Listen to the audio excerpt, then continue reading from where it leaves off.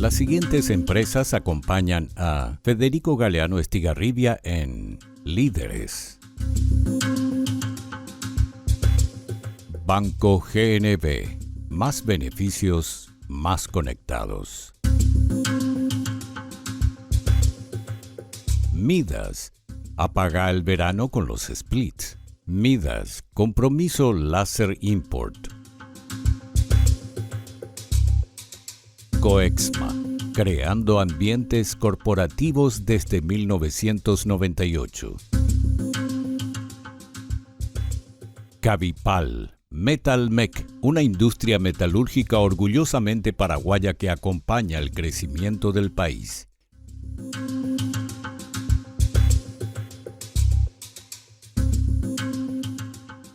Señores, buenas noches. Soy Federico Galeano Estigarribia. Bienvenidos a Líderes. En el programa de esta noche, el líder invitado es el señor Osvaldo Serafini. Osvaldo es el gerente general del Banco GNB Paraguay y además es presidente del directorio de la Asociación de Bancos del Paraguay, ASOBAN. Con el invitado de esta noche vamos a hablar acerca del sector financiero local. ¿Por qué ganan lo que ganan? ¿Por qué les va tan bien a los bancos? Y también vamos a hablar de un evento muy importante en el sistema financiero mundial que próximamente se realizará en Asunción. La Asamblea Anual de la Federación Latinoamericana de Bancos, FELABAN, evento muy importante que va a reunir a más de 1.500 funcionarios del sector financiero a nivel mundial en Asunción del 9 al 12 de noviembre. Luego de la presentación de nuestros auspiciantes, conversamos con el señor Osvaldo Serafini aquí en Líderes, desde los estudios de Unicanal.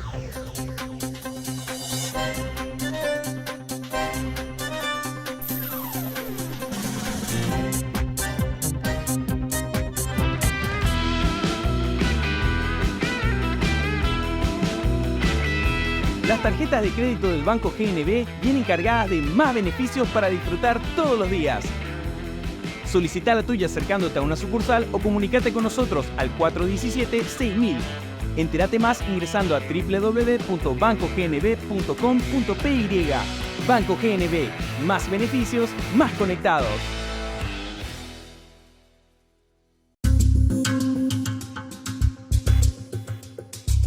Ya estamos en compañía del señor Osvaldo Serafini. Buenas noches, Osvaldo. Permíteme que te agradezca antes que nada que hayas aceptado la invitación y compartir conmigo aquí el programa.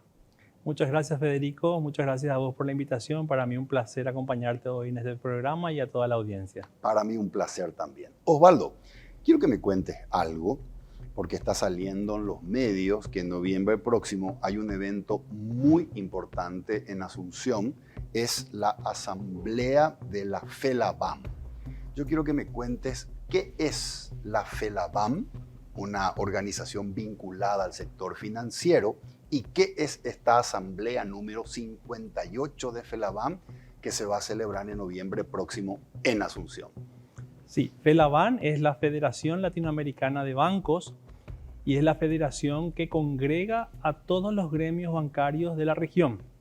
Nosotros hoy somos anfitriones en Paraguay, la Asociación de Bancos del Paraguay. Entonces, estamos liderando un poco lo que es la asamblea. ¿Y qué quiere decir eso? Es como que hay tres ejes temáticos que van a ser cubiertos en estas fechas en noviembre próximo. El primer eje tiene que ver directamente con las cuestiones estatutarias de la FELABAN. Tenemos las reuniones de los gobernadores, tenemos las asambleas propiamente dichas, elección de mesas directivas, etcétera, etcétera. Son todas reuniones privadas. El segundo eje, que creo que es muy importante que todos sepamos y conozcamos, es la cuestión académica. Entonces, se traen temas, se abordan temas de interés del sector, se abordan temas de intereses más allá del sector, más bien económicos también. Okay. Y se dictan seminarios, se dictan cursos, hay programas, hay debates. Entonces, hay gente de primer nivel que conoce de estos temas y que va a estar, digamos, dictando estos seminarios durante los 4 días de la asamblea. Y el tercer eje, no menos importante, es lo que se conoce como rueda de negocios. Entonces, aprovechando un poco que vienen autoridades de bancos de toda la región y del mundo, se generan espacios bilaterales de conversaciones, de relaciones, y allí es donde se producen también negocios. Entonces se llama rueda de negocios. La FELABAN, para que conozcas, tiene su asamblea anual y un año se hace en la ciudad de Miami, en Florida, Estados Unidos, y al año siguiente se hace en algún país miembro que están en Latinoamérica, ¿verdad? Para su participación en este año aquí en Paraguay también se confirmó la venida de los colegas. Hay más de 60 banqueros que corresponden a la Federación Internacional de Bancos, a la International Banking Federation, que van a estar presentes y que van a ser, digamos, actores muy importantes en esas ruedas de negocio. Correcto. El gremio local financiero es la ASOBank, Asociación de Bancos del Paraguay o Asociación Paraguaya de Bancos. Asociación de Bancos. De bancos. Y sos el presidente del directorio. Correcto. ¿En qué fechas se realiza la asamblea número 58 de FELABAN en el país? Se hace en el fin de semana del 9, 10, 11 y 12 de noviembre. A hoy tenemos 1.300 inscriptos. 1.100 de estos inscriptos son extranjeros. La verdad que es todo un desafío montar un evento de esta naturaleza en el país. Hace ya un tiempo que a nivel de la Asociación de Bancos soñábamos con traer este evento al país, a Paraguay, y vinimos trabajando con FELABAN, donde pusimos la nominación y bueno, y finalmente hemos logrado eso y este año se produce aquí después de casi 30 años, vuelve a Paraguay la asamblea. 30 años después de la última vez donde la FELABAN tuvo su asamblea. Exacto. Aquí, vuelve aquí nuevamente. 1.100 extranjeros vienen para participar de este evento. 1.100 inscriptos hasta el momento. Hasta el momento. No es solamente representantes del sector financiero a nivel latinoamericano, viene gente de todo el mundo. Correcto, es así. Lo más importante para mí de destacar es que van a estar presentes representantes de la Federación Internacional de Bancos, ¿verdad? Hay 60 confirmados de esa federación y que van a venir un poco a conocer Paraguay, van a venir a entender el anfitrión que somos nosotros, el sistema financiero local, y participar de esas ruedas de negocio y en el eje académico compartir también algunas de esas experiencias o mejores prácticas que se dan en sus latitudes. Qué interesante, Osvaldo, qué interesante. Esto para participar es exclusivo para gente vinculada al sector financiero o empresarios, por ejemplo, que quieran participar de la rueda de negocios o del eje académico pueden participar. No, en realidad es abierto. Uno puede hoy acceder a toda la información en la página oficial de la FELABAN, en internet. Allí también están el detalle de los costos, de las inscripciones, de lo que accede con cada categoría de pase. Y es libre, ¿verdad? Es libre. Mucha gente que no está directamente relacionada al sector bancario financiero, exactamente, pero que de por ahí está dentro de la cadena de valor del sector financiero, también está inscrita y también participa normalmente de estos eventos. Okay. Vos sabés, Osvaldo, que me llama la atención la frecuencia con la cual el presidente de la República, Santiago Peña, reitera y repite: quiero un Paraguay que levante la cabeza, que sea ambicioso y que se integre al mundo. Él tiene una visión de un país, una isla rodeada de tierra, como decía Augusto Roa Bastos, que tiene que dejar de ser tal y que tiene que integrarse al mundo. Esa es la visión por la cual él pelea. ¿Cuánto colabora este tipo de eventos para esa integración, Osvaldo? Muchísimo. ¿Por qué? Muchísimo, porque cuando hablamos de 1.100 representantes de instituciones financieras alrededor del globo, cierto, es que estamos poniendo Paraguay en la vidriera.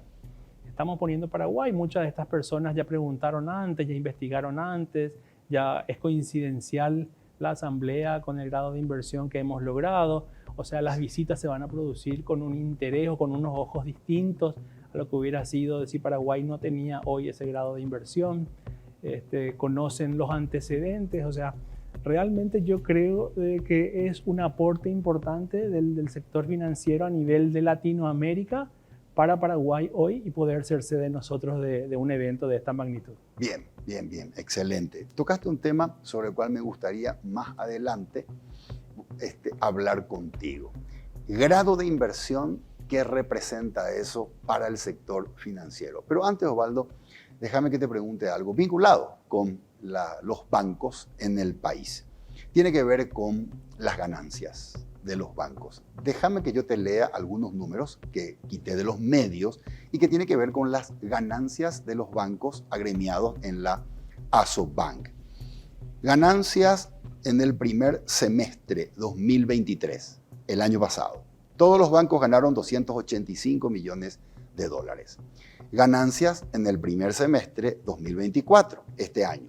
Todos los bancos ganaron 339,8 millones de dólares. Es decir, un incremento de 19.3% con respecto a las ganancias registradas por todos los bancos en el primer semestre del año pasado.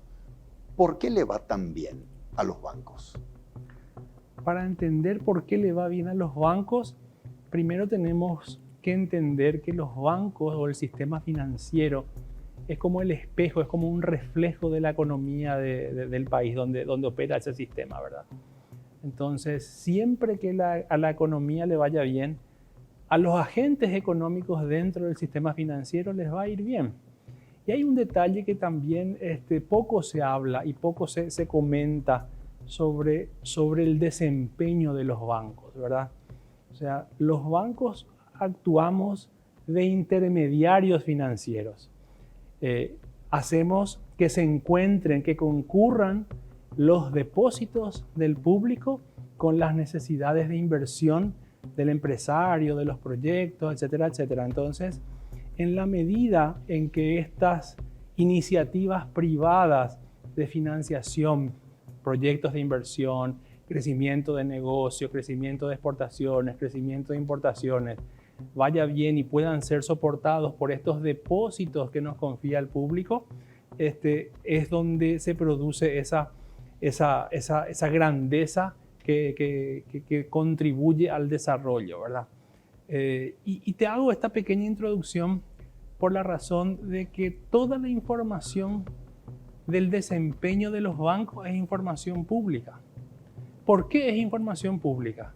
Porque estamos administrando los recursos, los depósitos de la ciudadanía, del público. Entonces, es importante que la gente sepa qué hace el banco con esos recursos que capta, dónde presta, cómo los presta, cuánto gasta, cuánto gana.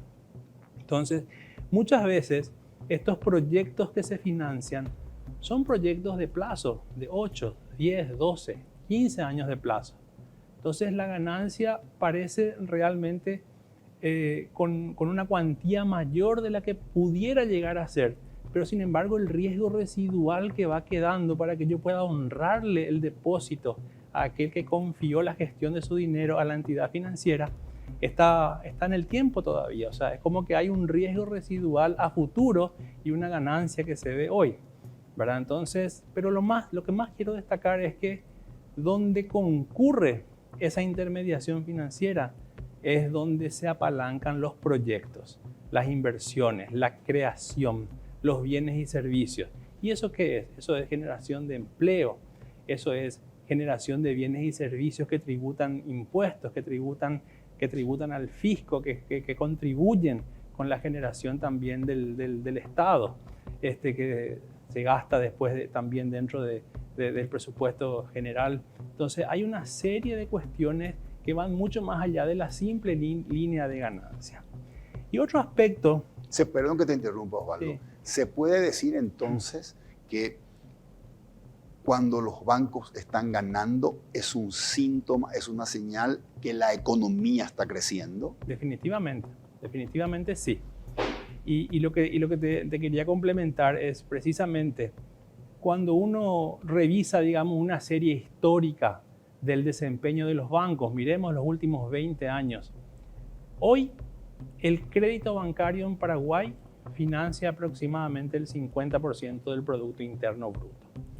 El Producto Interno Bruto se mide en cifras reales y el crédito bancario lo medimos en cifras corrientes nominales, ¿verdad?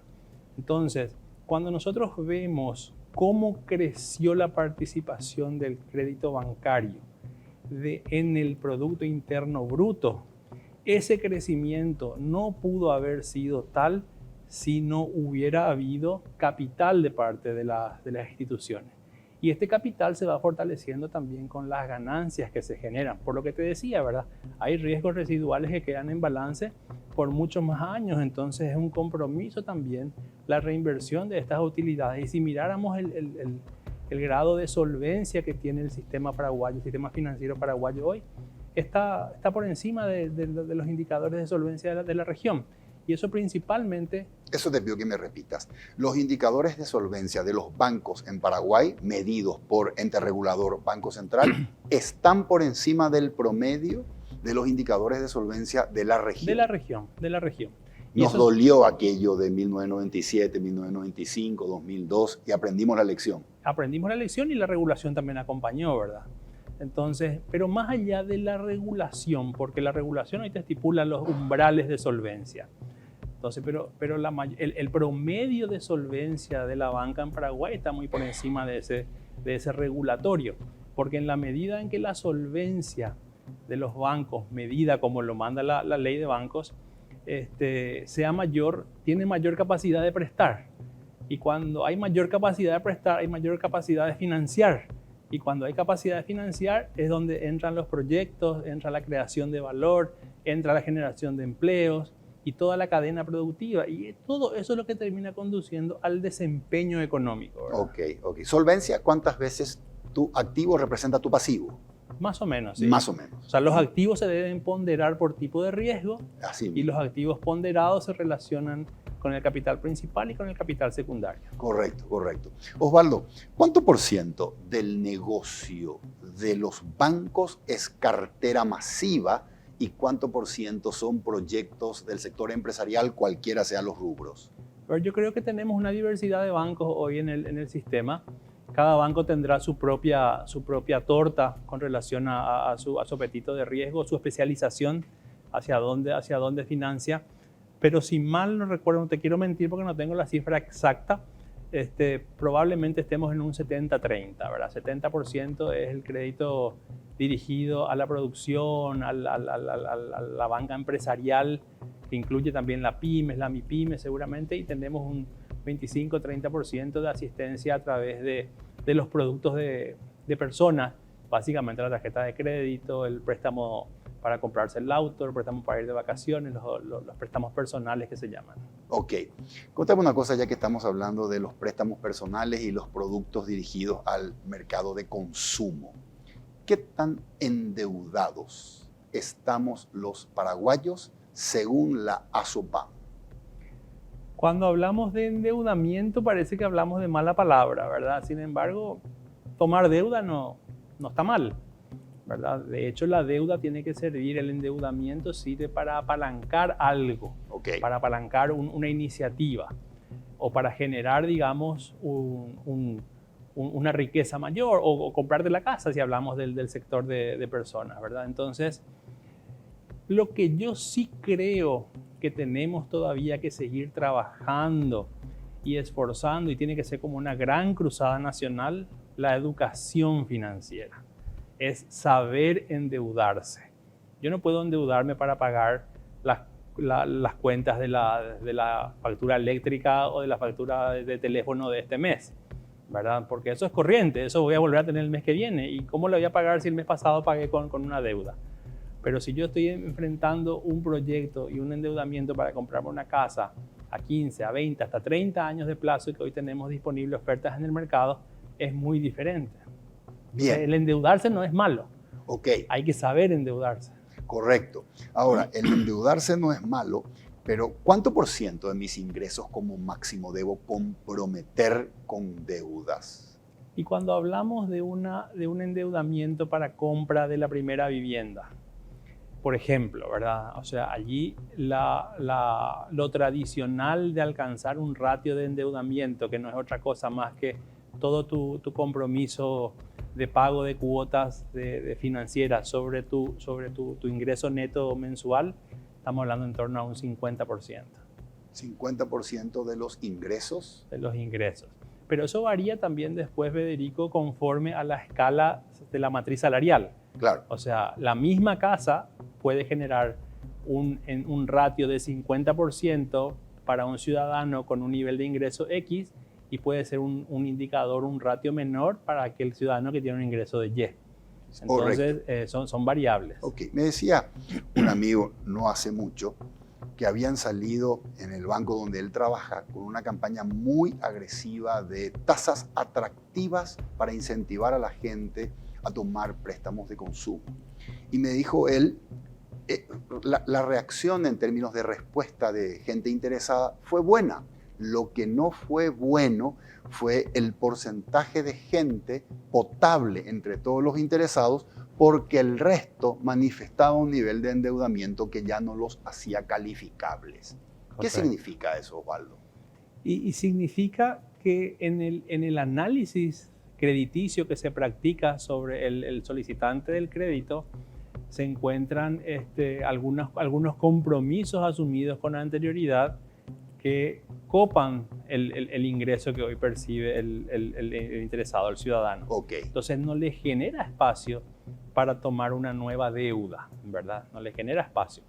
Pero también es cierto que a nivel del sistema financiero hoy pueden encontrarse ofertas en el mercado de consolidación de deudas. Entonces, si Federico tiene la deuda A, B, C, D, correcto, por diferentes motivos que copan mi ingreso, que copan tu ingreso, entonces hoy existen en el mercado productos dirigidos de consolidación de deuda. Entonces, hay un solo acreedor que hoy te va a facilitar el monto que requerís para cancelar estas 3, 4 o 5 deudas y quedarte con una sola deuda y que te dé un poco de alivio, ¿verdad? Bien, bien. Osvaldo, si la Asoban tuviese que generar recomendaciones al gobierno para mejorar esto que vos dijiste que es crítico, la educación financiera, ¿te animás a decirme aquí 2 o 3 tips de qué deberíamos hacer para poder mejorar esto que dijiste, educación financiera? Y lo que siempre decimos, y hablando de FELABAN otra vez, donde compartimos las mejores prácticas, no hay que reinventar la rueda. FELABAN compartió no hace mucho un caso de estudio muy interesante de Perú nomás, de aquí muy cerca, donde se incluyó a la malla curricular de la educación básica el tema de educación financiera. Okay, qué interesante. Y hoy hay todo un desarrollo de material hecho y probado e incluido en la malla curricular, que hace que desde muy temprano los ciudadanos puedan involucrarse con estos temas, ¿verdad? Y puedan aprender desde muy jóvenes al ahorro, puedan aprender a un gasto inteligente, puedan aprender a proyectarse alguna cuestión. Quiero ir de viaje, quiero conocer el mundo, quiero cambiar el vehículo, quiero esto. Entonces hay formas de ir generando esos ahorros programados, etcétera, etcétera, ¿verdad? Entonces no hay que reinventar la rueda, hay que tratar de involucrar desde muy temprano. Okay. Nosotros en el banco, por ejemplo, tenemos una experiencia muy positiva a ese respecto en Banco GNB, que cuando la empresa abona los salarios a través de nuestro banco, lo primero que nosotros hacemos con el colectivo es justamente unas sesiones de educación financiera. Qué interesante. Y les contamos lo que es el ingreso, les contamos lo que es el egreso, les contamos lo que es el presupuesto, les recomendamos algunas cuestiones en líneas presupuestarias, les entregamos una planilla de Excel y dejamos habilitado un canal de comunicación si surgen preguntas después puntuales sobre las situaciones de cada uno, ¿verdad? Entonces, son pequeñas cosas que pueden ir marcando la diferencia. Qué bien, qué interesante esto que me contás de los niños en Perú. Van a la escuela y así como tienen historia, ciencias, tienen una materia, educación financiera. Correcto, así es. Y funciona muy bien. Qué excelente. Osvaldo, hablemos de un fenómeno que se está produciendo muy aceleradamente y a mí me genera mucho interés ver lo que está pasando en nuestro mercado. Yo uso mucho el servicio de Uber y al subirme a los Uber, hoy me doy cuenta que son muy, muy raros y puntuales los casos en donde yo le pregunto a un chico que está trabajando como motorista de Uber, ¿tenés una cuenta para hacer una transferencia? Y que diga no. Son muy pocos los casos, son muy puntuales. La mayoría de los chicos tienen una cuenta. Y esto es gracias a estas cuentas llamadas cuentas básicas, que ha generado que mucha gente tradicionalmente excluida de todo lo que es bancarización hoy tenga una cuenta y pueda hacer transferencias vía SIPAP. ¿Qué es esto de las estrategias de cuentas básicas? Bueno, la estrategia principal del lanzamiento del producto, que es una iniciativa pública, una iniciativa de Estado, tiene que ver con la inclusión. Eso que tú decías, muchos estaban excluidos y hoy están incluidos. Para que tengas un dato, en lo que va del año nomás tenemos un crecimiento en cuentas básicas de más del 20%. Y si miramos la serie desde el año 2020, el ratio puede llegar a 300% de crecimiento, ¿verdad? Realmente hay mucha gente llegando al sector a bancarizarse por medio de la cuenta básica. Pero ¿qué significa estar adentro o qué significa ser incluido? El primer beneficio es la trazabilidad. O sea, hoy todo es trazable.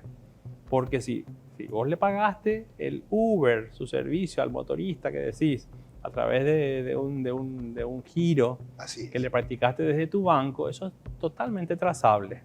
Y el día de mañana ese motorista, ese chofer, con ese antecedente, es mucho más fácil que acceda a un crédito. Porque el acreedor en su análisis de crédito, ese que decíamos antes, Exacto, ya va a poder entender cuánto produce él en ese servicio que está prestando. Entonces también sirve de formalización. Y una vez que esté formalizado y que tengamos la data, es más fácil aprobar un crédito. Y ese crédito al que va a acceder este chofer, este trabajador, va a ser un crédito dentro del sistema regulado. Dentro del sistema regulado, que no es poca cosa, porque dentro de un sistema regulado tenemos la superintendencia de banco, exacto, que es el que está como vigilante de las transacciones, del comportamiento. Tenemos un banco central, que es el que está regulando. Tenemos una autoridad de competencia que está velando para que todo sea transparente.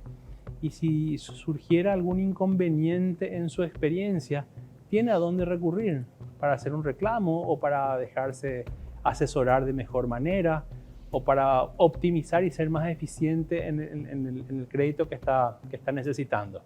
Eso no ocurre en el sistema no regulado, en lo que se conoce como la banca en la sombra. Correcto. Eso no ocurre allí. Entonces allí uno queda muy vulnerable a las decisiones unilaterales que pueda tomar el acreedor de ese lado, ¿verdad? Ok, así que esta estrategia de las cuentas básicas que permite una bancarización a sectores tradicionalmente no incluidos, lo que hace es los acerca a esa banca que está regulada, que conoce los movimientos que tiene la gente y eso permite que la gente pueda ser atendida por el sector regulado y no... ¿Y qué puede hacer? Llamémosle a Juancito, Sí, el chofer que te atiende en la plataforma. ¿Qué Sí. puede hacer Juancito? Y ahora puede programarse mejor, puede planificarse mejor, puede soñar con cambiar el vehículo, puede tener más. o tener otro. sí. Entonces, porque se le facilita todo. Al ser todo trazable y al estar todo, digamos, sabido de lo que produce con su esfuerzo y con su trabajo diario, es fácil tomar una decisión de crédito. Correcto. Así que esto de las cuentas básicas tiene como gran beneficio la inclusión. Acceder a servicios financieros. Acceder a servicios. El mismo giro, ahí no estamos hablando de crédito. Cierto. El mismo giro, a lo mejor la mamá, la hermana está a tantos kilómetros de donde él está y es gratuito, hace un giro, hoy es 24 horas, 7 días a la semana, el SPI hasta un umbral de 5 millones, puede ir a un cajero automático a hacer el retiro en el momento, puede ir a una farmacia a comprar el medicamento que se requiere desde la misma aplicación de su banco. Sí. Podemos hacer compra a través de internet. Democratiza.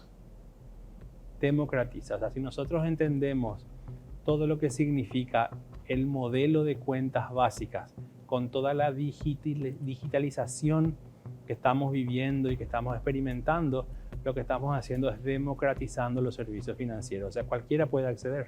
Cualquiera Ya no es puede. privativo. Exactamente. Ya no es privativo. Correcto. Osvaldo, contame si la bancarización de la población económicamente activa en el Paraguay, en porcentajes, está muy retrasada, muy por atrás de la bancarización en los países de la región, Uruguay, Argentina, Sí. Brasil. No sé por qué nombraste en primer término a Uruguay, porque realmente Uruguay para mí es el mejor ejemplo que tenemos de inclusión y de digitalización, ¿verdad? O sea, pero la respuesta es sí, venimos con un rezago, la brecha viene disminuyendo, pero sigue habiendo una brecha importante Ok. respecto a países vecinos, nomás luego, incluido Uruguay.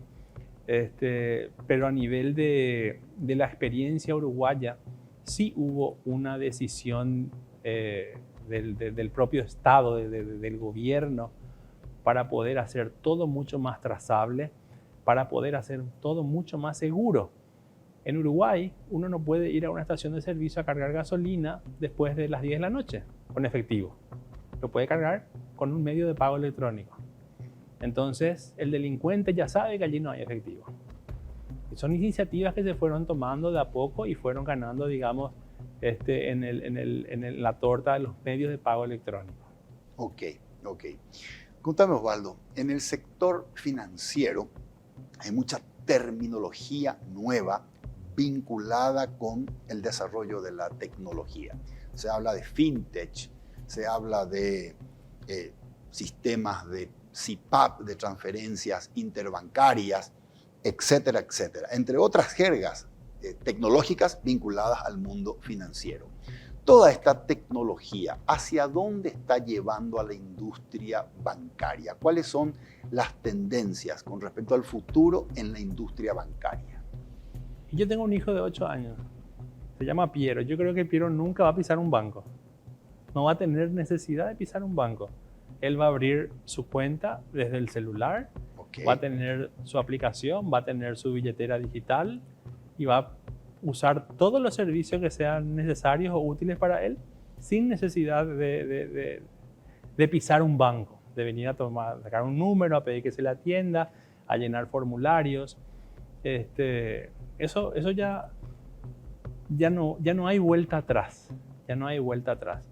El desafío justamente está otra vez en educación financiera, en entender lo que uno puede hacer, lo que uno debe evitar, el resguardo de la información, el resguardo de las claves, el no dejarse engañar por nadie que quiere obtener a través de algunos ejercicios poco felices, información privilegiada de acceso a las cuentas, y el desafío por el lado de los bancos y de los agentes es tener una actualización permanente de los esquemas de seguridad para el acceso a esas cuentas con las plataformas digitales.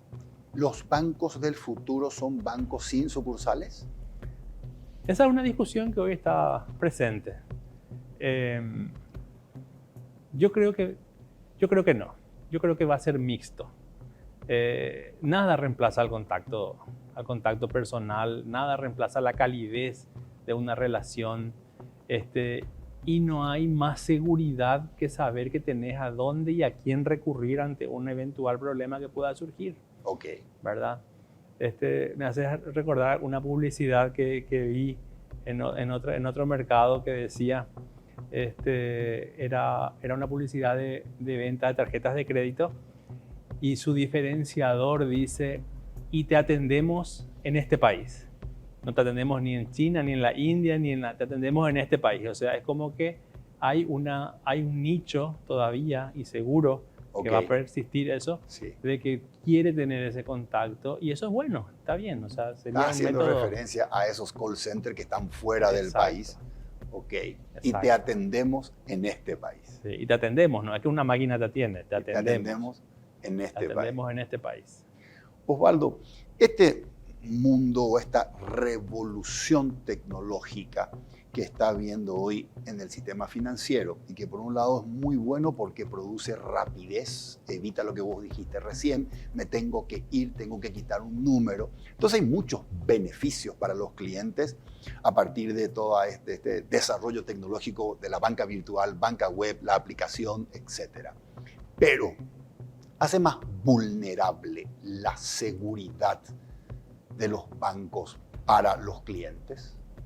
Y las estadísticas indican de que los fraudes en situaciones físicas y presenciales son mayores.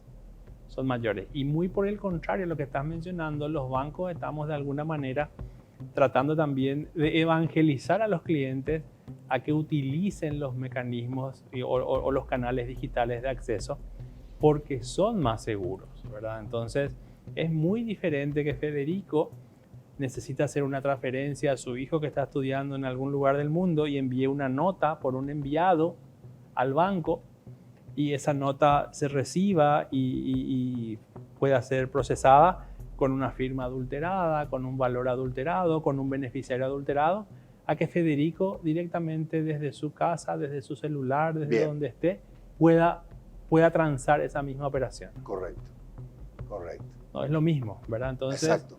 Entonces es como que le buscamos hacer entender de que es mucho más seguro para Federico hacerlo de esa manera. Pero Federico tuvo que haber aprendido a guardar sus claves. Que no sea que alguien tenga acceso a sus claves. Correcto. Educación financiera nuevamente. Educación financiera, correcto. Correcto. Osvaldo, volvamos al tema que habíamos planteado al principio. Paraguay desde hace unos meses atrás adquirió el grado de país inversor o país con grado de inversión. ¿Eso qué implica desde la mirada de la industria financiera? Sí, quizás sea bueno primero mencionar de que el grado de inversión es una consecuencia de algo. No es que alguien sale hoy y dice yo quiero ser grado de inversión, bueno, sos grado de inversión. Son años de trabajo, años de llevar las cuentas fiscales de buena manera, las cuentas públicas, la inflación, la tasa de cambio. O sea, realmente acá hay 20 años y más de trabajo que empieza a verse un fruto. Lo vimos en pandemia, cuando Paraguay tuvo la necesidad de salir a emitir una deuda como muchos otros países y las tasas a las que accedió Paraguay eran un premio un poco a todo ese trabajo y ese desempeño que se había logrado. Y esto también es como un premio a todo ese trabajo y desempeño. Pero ¿qué es lo que implica hoy? Y a mí me gusta usar la metáfora de que es como que le ponemos a Paraguay en una vidriera. ¿Cierto? Y todos los reflectores se ponen así encima. Y pasan los inversores frente a la vidriera y ven ahora Paraguay.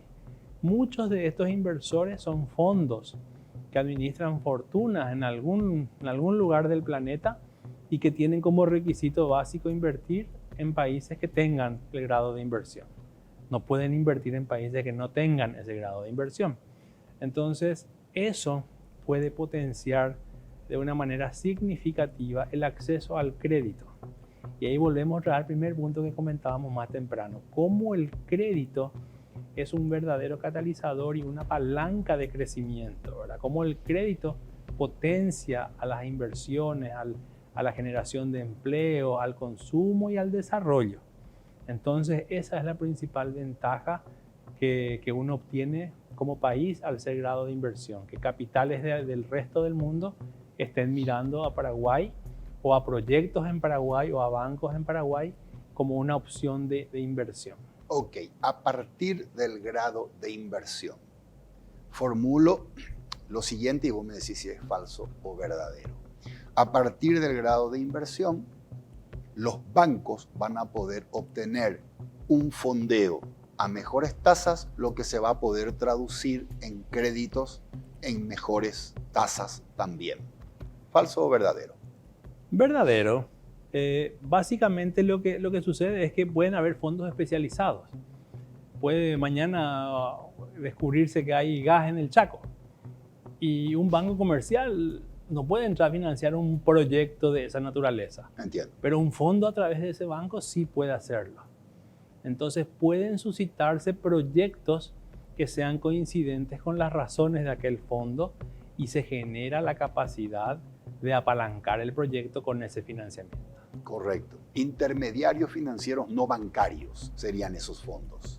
Muchos de estos fondos al final del día lo que hacen es, tienen alianzas con bancos. Ok. Porque también es cierto de que es importante saber dónde están yendo finalmente esos recursos.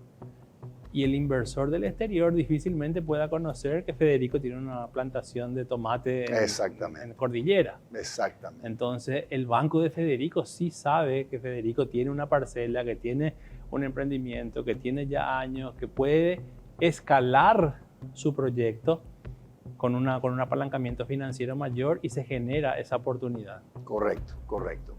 Osvaldo, ¿puede pasar también, pregunto, si existe el temor de que al estar en ese estadio con todos los reflectores, capitales especulativos digan, vamos a Paraguay, hagamos un negocio? Capitales golondrinas. Capitales golondrinas, Sí. que vienen, hacen un negocio, obtienen una ganancia y eso puede impactar, por ejemplo, en una elevación, en una subida del tipo Sí. de cambio. ¿Puede pasar que tengamos la venida de capitales golondrinas a partir de que somos país con grado de inversión? La experiencia dice que puede ocurrir, ¿verdad? La experiencia dice que puede ocurrir. Ahora bien, el solo hecho de que Paraguay tenga con una calificadora el grado de inversión no quiere decir que los capitales ya estén viniendo. Todavía hay mucho trabajo por delante.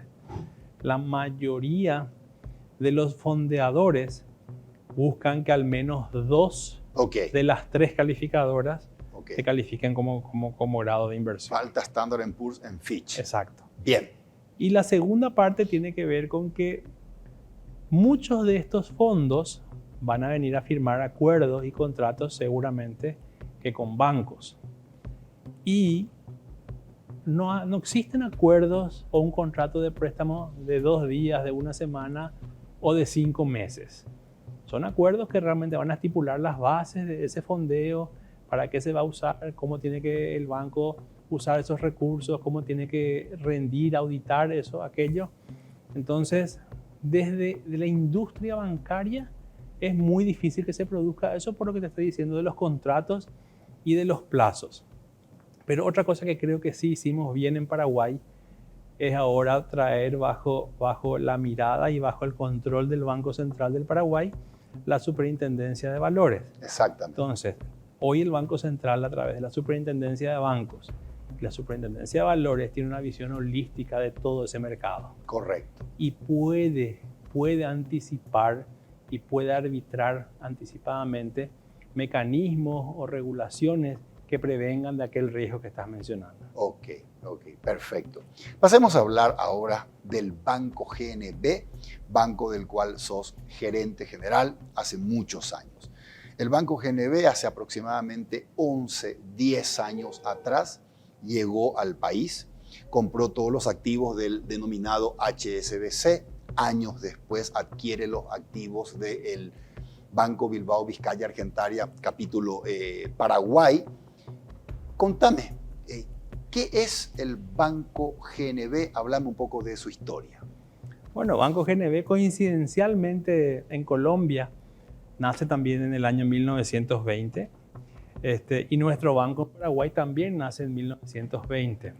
Fuimos cambiando de nombres a ambos, pero hoy somos, digamos, parte de un mismo grupo económico y tenemos esa historia de banca muy tradicional. Más de 100 años de historia. Más de 100 años de historia.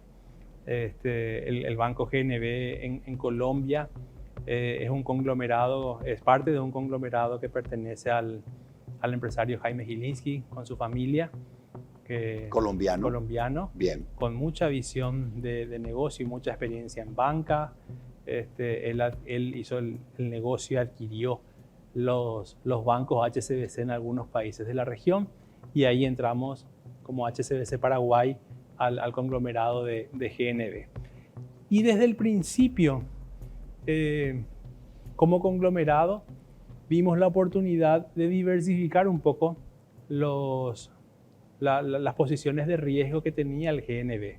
Al ser Paraguay un país agrícola, ganadero, entonces nos decidimos a ganarnos un lugar en el mercado, decidimos apostar un poco al país y hicimos un trabajo de todo el equipo realmente. Es un equipo maravilloso que formamos en aquel momento cuando empezábamos a hacer el Banco GNB en Paraguay, y eso hizo que logremos un posicionamiento destacado en lo que nosotros le llamamos la banca premium del sector persona. Correcto. Que hoy le llamamos que es nuestra banca Premier.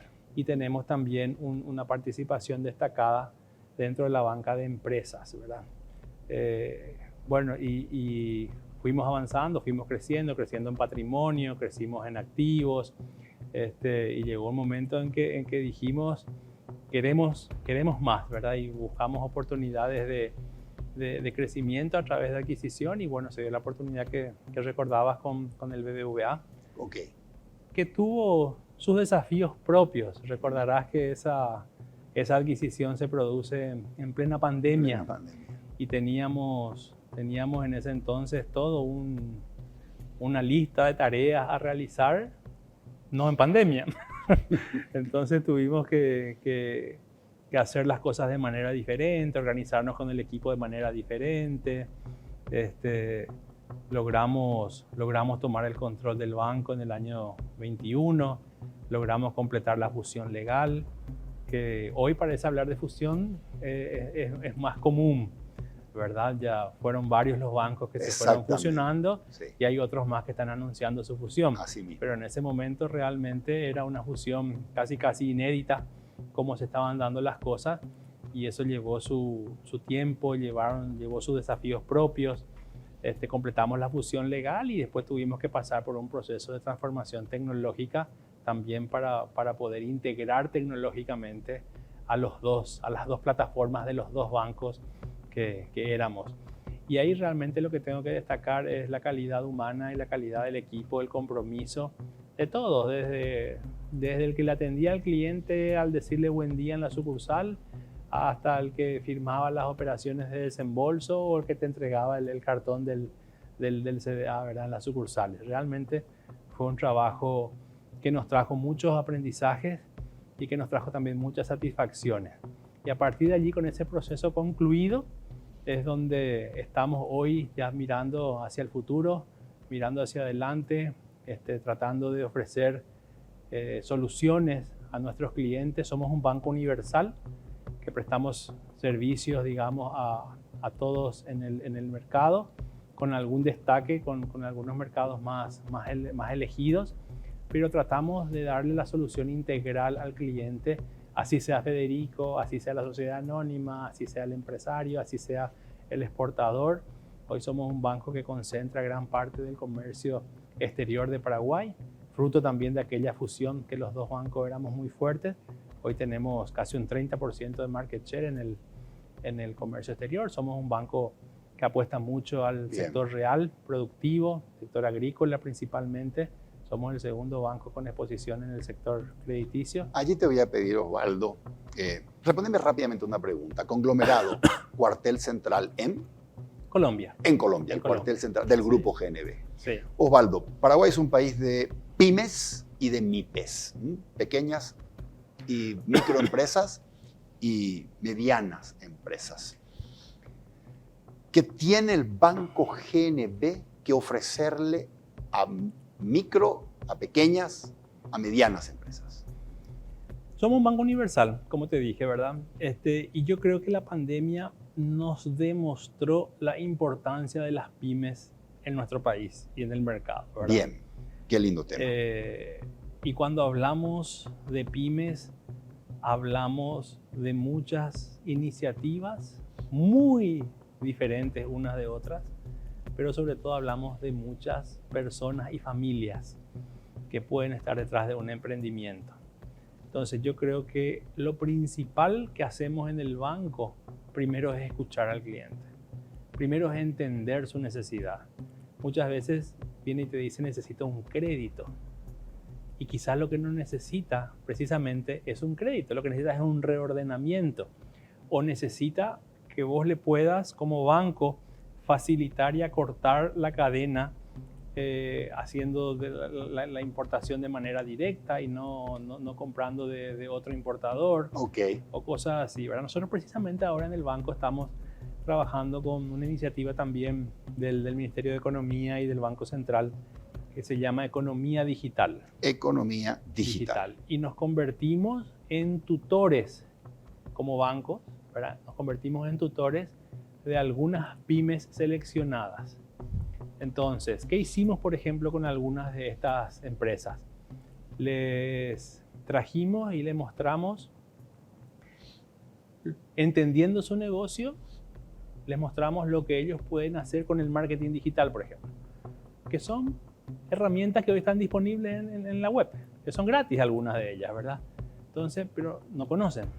Entonces, se les muestra cómo podés potenciar tu negocio con un marketing digital. Vos le vendés a Federico, vos tenés el email de Federico, vos tenés el WhatsApp de Federico. Entonces, mira estas herramientas, cómo vos le podés recordar a Federico cada tanto que vos estás acá presente, que vos facilitas esta solución que Federico usa, etcétera, etcétera, y los vamos enganchando, ¿verdad?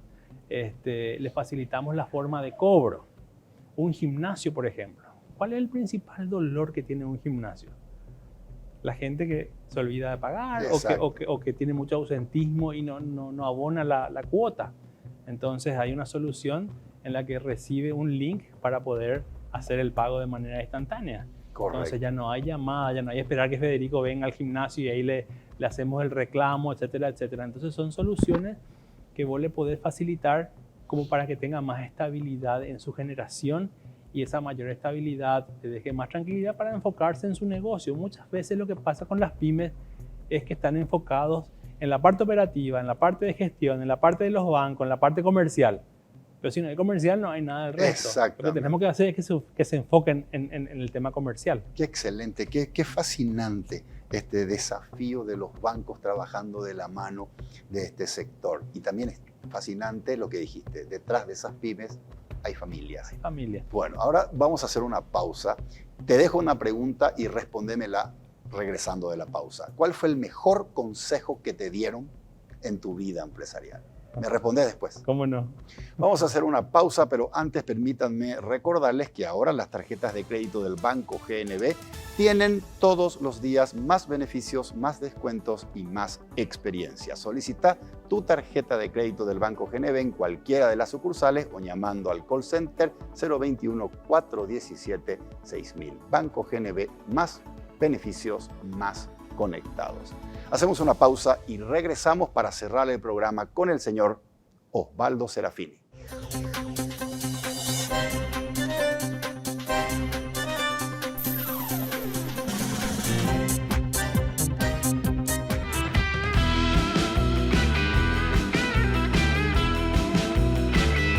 Las tarjetas de crédito del Banco GNB vienen cargadas de más beneficios para disfrutar todos los días.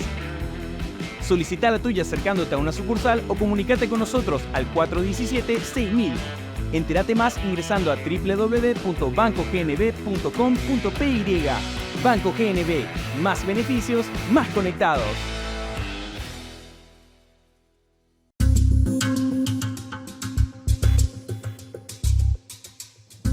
Continuamos con el señor Osvaldo Serafini. Osvaldo, te dejaba la pregunta, el mejor consejo que te dieron en tu vida empresarial.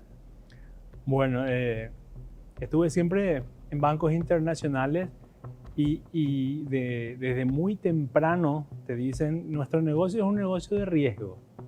Lo que no podemos hacer es desayunarnos el riesgo, ¿verdad? Entonces es como que tenemos que estar siempre muy preparados y muy atentos y muy alertas a los acontecimientos, a lo que pasa y no tomar el diario de la mañana con el café y ahí enterarte que pasó algo adverso al negocio y que no estaba en tu radar.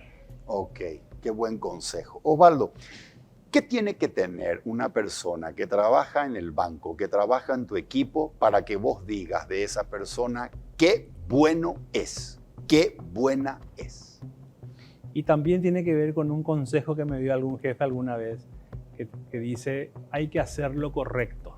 El do the right thing, que se dice mucho en inglés, ¿verdad? O sea, Podemos no saber todo, pero tenemos que tener la transparencia para decir lo que podemos y decir lo que no podemos y construir juntos. Y lo otro que valoro muchísimo en el equipo es el desafío, el autodesafío. El jefe nunca tiene que saber todo, no tiene la obligación de que todo lo que diga es lo correcto y lo que está bien. Entonces, que nos autodesafiemos permanentemente en el equipo, ¿verdad? O sea, ¿por qué? ¿Y por qué no lo hacemos de una manera diferente? ¿Y por qué no probamos esta cuestión de manera diferente? Y eso yo busco en el equipo. Qué interesante. Tenemos que tener la transparencia para decir esto puedo, esto no puedo. Qué interesante. ¿Qué no perdonas? ¿Qué es innegociable para Osvaldo Serafini y no perdona en su equipo? La falta de compromiso. La falta de compromiso. Realmente, cuando uno está comprometido con un proyecto, cuando está comprometido con una tarea, cuando hay una cadena de valor que tiene que ser construida con diferentes eslabones y alguien en el medio falló, pero te lo dijo la noche anterior, te pudo haber dicho la semana anterior. Entonces hay todo un equipo que va a ponerse a trabajar para que todo sea un éxito. Entonces la falta de compromiso para mí es realmente... Afecta todo. Afecta a la cadena. La sí. Cadena. Correcto. Un gerente general nota quién tiene compromiso y quién no lo tiene. Sí se nota. Se nota. Sí se nota. Osvaldo, ¿cómo se llama mamá y papá? Mi papá se llama Wilfred Serafini. Bien. Y mi mamá se llama Sunilda Huey. ¿Qué valores te enseñaron mamá y papá? Mi mamá, quien felizmente la tengo todavía conmigo, siempre, y se lo digo, siempre creo que el valor del trabajo lo tengo de ella, ¿verdad? O sea, como que siempre invitó a que uno pueda salir adelante con el trabajo, con el compromiso, con las ganas y hacerlo todo con amor, como dice ella. Cualquier cosa que se haga se debe hacer con amor. Hacerlo con amor. Y de papá, que ya no está conmigo, ¿verdad? De papá, el hacer las cosas correctas, ¿verdad? El no cruzar líneas. La honestidad por sobre todas las cosas. Qué placenterazo conversar contigo nuevamente. Gracias por aceptar la invitación y acompañarme acá en esta conversación. Por favor, muchas gracias. El placer es mío y encantado siempre. Gracias, Osvaldo. Soy Federico Galeano Estigarribia. Esto fue Líderes. Buenas noches.